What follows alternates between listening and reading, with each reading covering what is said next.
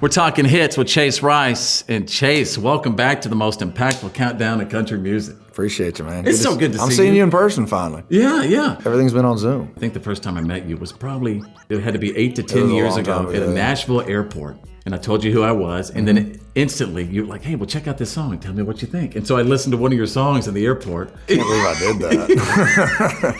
That was ballsy. Well, it worked. It worked. Whatever it did, it worked. Well, let's talk about a change of plans that you just told me about as far as your latest single. You were going to release Way Down Yonder, but there's been a change of plans. Tell me about that. Yeah, Way Down Yonder was the single, and now it's like, it's cool that we have an album that we put out, the I Hate Cowboys and All Dogs Go to Hell record came out February, and then we started touring on it. After 5 shows now, we're going with Bad Day to Be a Cold Beer. There's 3 songs that's really happened with. Eyes on You, Drink a Beer, Talking God Amen, and Ready, Set, Roll. Ready, Set, Roll was the first one. That's probably when I played you in the airport. That's right. You were seeing the crowd singing it, and I was just taking videos every night. I have them all on my phone from 10 years ago, and they're singing it like crazy. It's like, this is a no-brainer. Let's just go with this song. This is the one they want. Do you value that crowd reaction, or sometimes do you get on social media and say, listen, what do you like? What should I release next? Crowd reaction. Always crowd. For sure. Why is that? That's a lot more real than social media. Social media is, I don't pay attention to that at all. You know what's crazy is that I love following you on social media. Oh, really? Yeah. It's changed a lot over the years. Back in the day, I think I was just trying to do what was popular. And now it's just like, I'm just showing what's happening. I'm on social media because of music. That's all I really care about. I Hate Cowboys and All Dogs Go to Hell. And you've been promoting this. You've been on Good Morning America, Jimmy Kimmel, Jennifer Hudson. So who did you have like the most fun on, would you say, as far as doing that show experience? I loved Kimmel. Kimmel was great. Good Morning America was cool, though, because Strahan comes up and he said it. He's a giant. He's a giant. He's like, I hate Cowboys. And he's like, I hate Cowboys too, but for a different reason.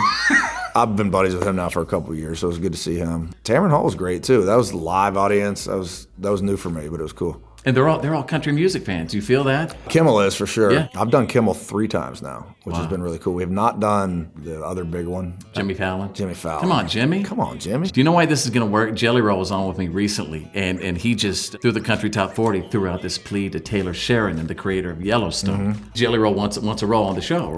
So we're saying that, first of all, we should get you on Yellowstone too.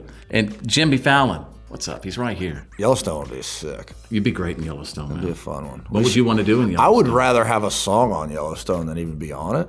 Have you reached out to Taylor about that? I haven't.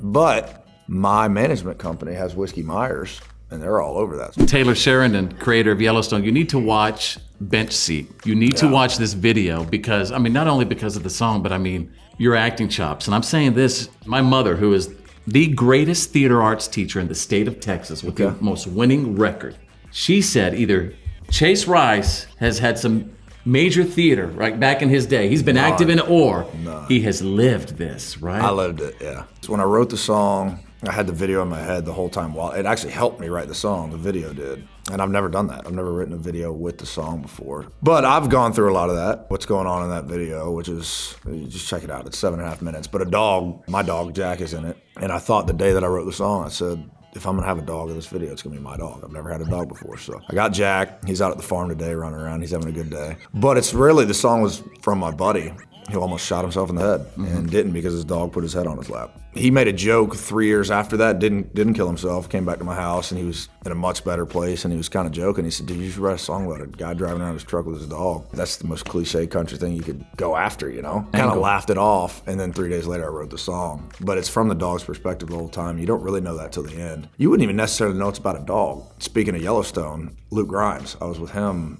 a couple months ago, and I played him the song, and we were hammered at that point. We shouldn't have been listening to music.